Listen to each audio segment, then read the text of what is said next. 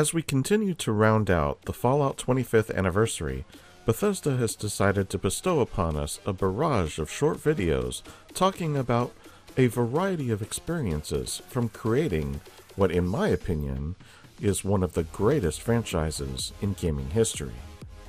Not only that, but we also got some more information on the Fallout TV series, and as a special edition, we will talk about the latest reveal from Arkane's Redfall. Sit back, relax, and enjoy the show.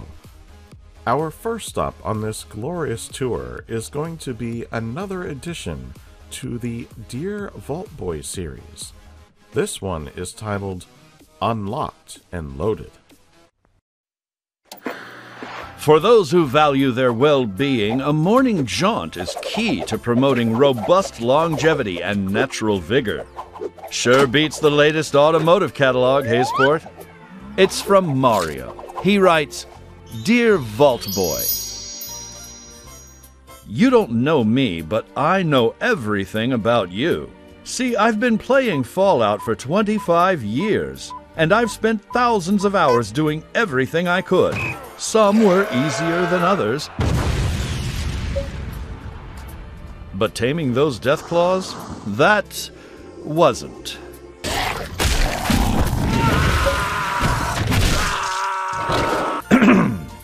I even collected all 20 legendary dwellers on Fallout Shelter. That one took a while. This year, I finally did it. I completed 100% of the achievements and trophies across the series. They may call me a madman, but I call it love. Oh, and I went viral. That was cool."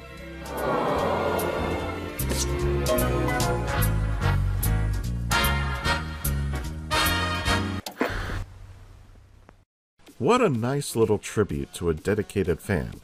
Like me, this fan has been playing for 25 years and has done it all. I may not have every achievement, but I have plenty of experience with each game and have explored every nook and cranny of each game. It's nice to see others that are as dedicated as I am to the franchise. The next stop on our tour is another Dear Vault Boy titled Modder Than Hell. Your senses aren't fooling you. Something is in the air. That's right. It's the camaraderie of a vibrant post-nuclear community. Looks like a missive from that very community has just arrived. It's from Chris T. He writes, "Dear Vault Boy, I spent my life playing games, but I was always a modder at heart. First it was NPCs with random heads, then weapons. But it wasn't until Fallout that I really took off. Suddenly I was creating new radio stations, new characters, and new quests. The studio even saw my mods and asked me to join the team. That's how all that building escalated to something bigger, my dream job. Working on you, actually. I guess I'll see you around the office." Thanks for sharing, Chris. Your story is in safe hands.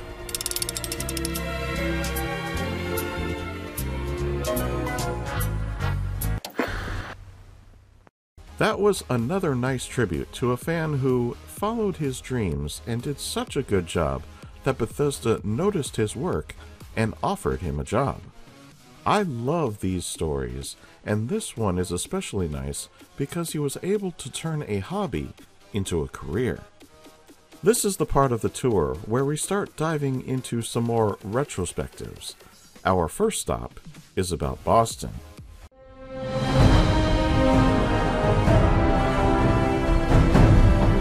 We had started the project in New York, and the game was going to end in Boston. We were going to get you to the Institute. And at that time, we were sort of like, well, do we want to do two locations? We sort of started debating.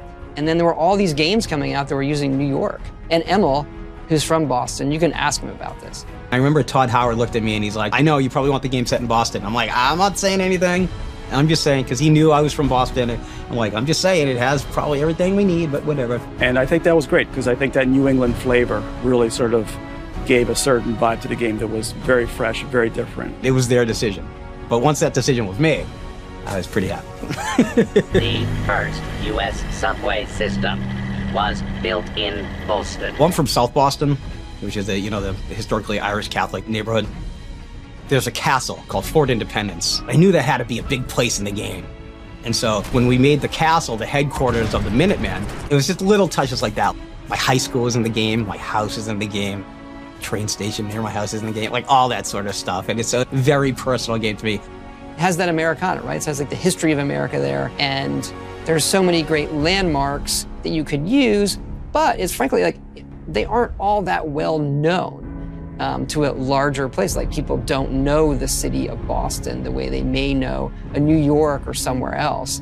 And so it was a really good backdrop for the kind of things that we wanted to do. And we always knew we were ending up at the Institute, which people knew was centered up in Boston.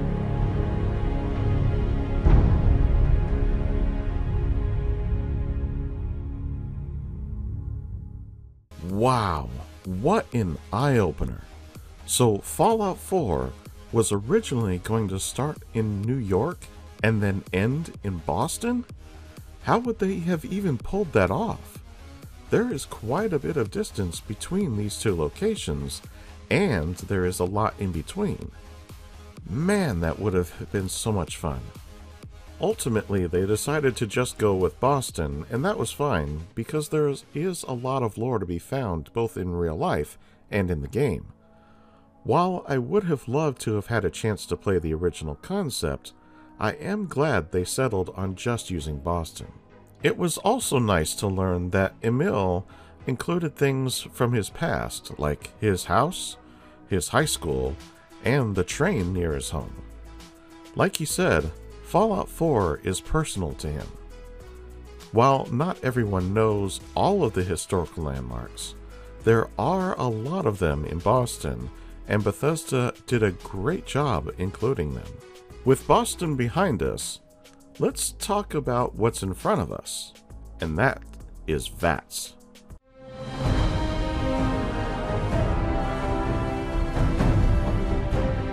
In taking a turn-based, top-down isometric game and translating it to 3D in real time in a more action-oriented action RPG direction, there was a lot of question as to how do we retain that more tactical or strategic element in combat and gameplay from the originals. How can we have gun combat that is also role-playing based?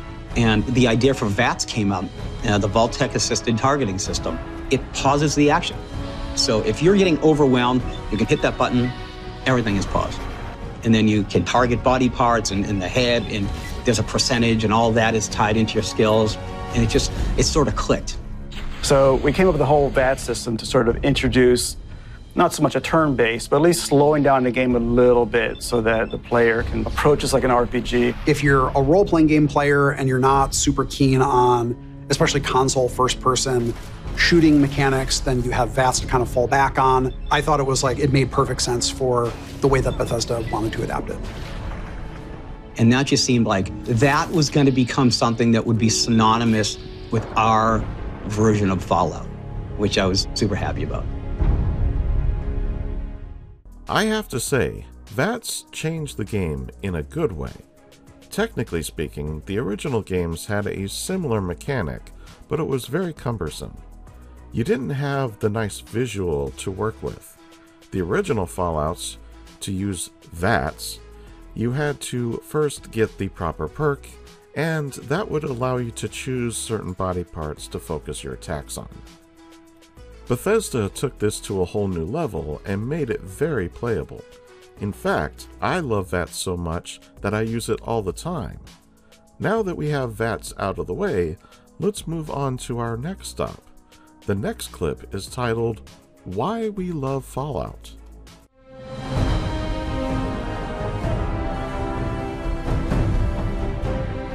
I just think Fallout is special because, like other mediums, it had great world sense, great sense of cause and effect. So you were creating your own story along the way, great characters, great voice acting for those characters to really bring them alive. The truth is, You serve nothing. And then it was just full of surprises. It was just not something that you played or saw every day. It was just so wholly unique. What makes Fallout special, in my eyes, is really that, like, strange juxtaposition of, like, the 1950s vibe, where it's very wholesome. Good morning, sir. And, you know, Susie Homemaker, and really positive and upbeat, with this just completely destroyed post-apocalyptic nonsense with crazy, weird monsters and, you know, all of this. It's that just dichotomy of it. One of the things I think was just so special about it was how joyous the project was. This magical feeling of us making something that was truly ours, that was something we hadn't seen anybody do before. Just the sheer joy of going into work, realizing you're being paid to create this universe for people to run around in and enjoy. You know, it's really something that's difficult to put into words. It's by far the most fun world to work in when you're making a game, because whatever batshit crazy idea you have, there's usually some way to get it in a Fallout game. Fallout can go between drama and B-movie humor and then dark post-apocalyptic things and weave that in and out in a way where it's very, very unique. You can see that in a lot of things that we did, from, you know, using Vault Boy in these animated shorts, which were really funny, but then having these trailers that were gameplay focused and really serious in tone. And that's really an amazing thing to have at your disposal. You know, now we have Fallout 3, Fallout New Vegas, Fallout 4, Fallout 76, Fallout Shelter, Fallout Tactics, Fallout Brother of Steel. I mean, it's fun to see something that I helped make has grown and has turned into this franchise. When you look at how it's transcended video games, music, television, it's amazing to see what the franchise has become. Hundreds of millions of people have touched this franchise, and I can only imagine how much further it's going to go. As we just saw, Fallout means something different to each of us. Whether it is the voice acting, the characters, the set dressing, the quirky humor, or even just the world space and the idea of that type of world. It really is a matter of perspective. The point is that there is something for everyone to enjoy. So, tell me, why is Fallout special to you? Let me know in the comments below. Now, I purposely saved this next retrospective for our last stop on this tour because it has to do with the Amazon TV series. This one is titled Beyond the Game.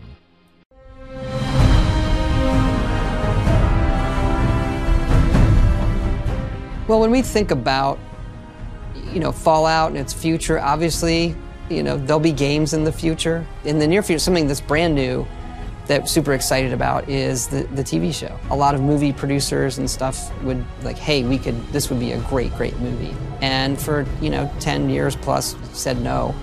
Just wasn't the right fit. Todd said the series is coming in the near future, and I hope that means at some point in 2023. He also said that they have been approached many times in the past, and each time they said no because it just was not the right fit.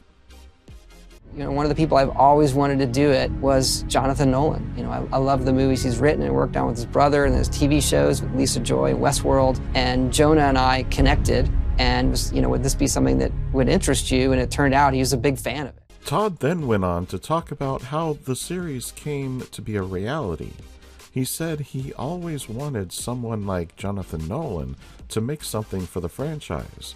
The biggest selling point for Todd was the fact that Nolan is a big fan of Fallout.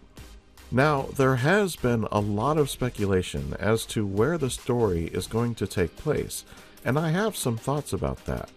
First, I do think the series will be located out west, but I also think there will be multiple locations and that the series will not be localized to just one area. There will almost certainly be many locations, and some of them may not be close to each other. There was one more piece of information given, and that was in the form of a tweet by Prime Video.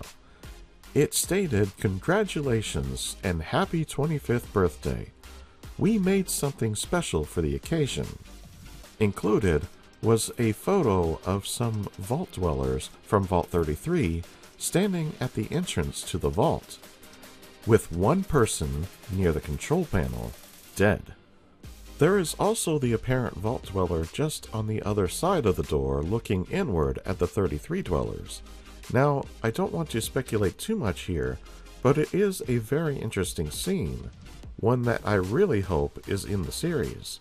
I can't wait to see more about this series. As promised, we are going to switch gears here as we head into the bonus section of the tour. This time, we're taking another look at Redfall.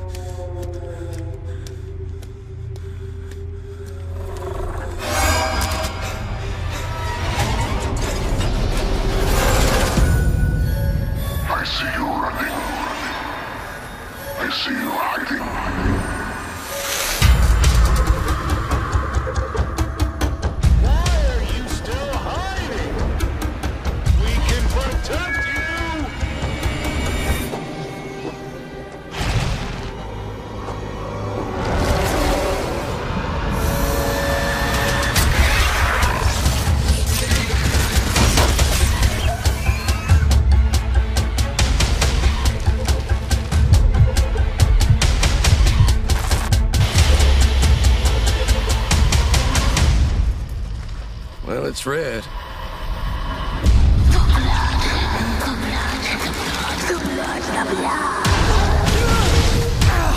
It's on me!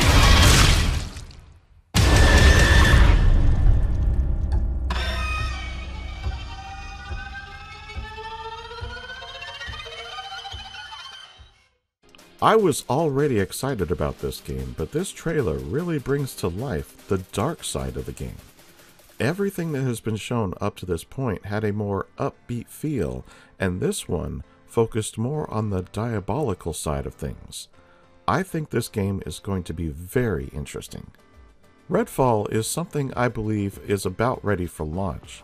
I anticipate that the official date will be released soon, and I don't think we will have to wait very long to play it. In fact, if I was a betting man, I would say that we get Redfall before we get Starfield, and that is close to release as well. With all of that being said, I want to hear from you. What did you think about the lineup of retrospectives? Is there anything that piqued your interest? Are you excited about the TV series? Sound off in the comments below. While you're at it, like, subscribe, and share. As always, I'm just glad you stopped by, and I'll see you in the next one.